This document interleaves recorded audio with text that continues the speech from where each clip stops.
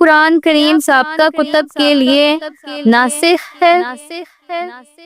جی ہاں، حضور صلی اللہ علیہ وآلہ وسلم سے قبل جتنے انبیاء اور رسل آئے، ان کے رسالت کسی خاص قوم اور ایک خاص مقرر وقت تک تھی۔ اس لیے وہ قوانین، فرامین اور ہدایتیں جو پیغمبروں کے ذریعے ان کی امتوں تک پہنچی، ان میں اصلاح کی قوت ایک خاص زمانے اور ایک خاص قوم کے لیے تھی۔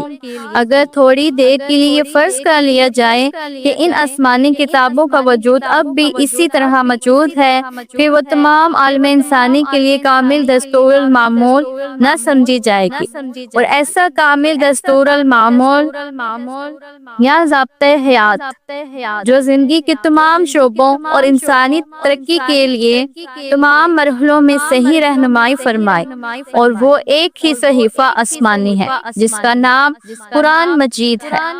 اسی لیے ہم مسلمانوں کا عقیدہ ہے کہ قرآن مجید نے اگلی کتابوں کے بہت سے احکام منسوخ کر دیے۔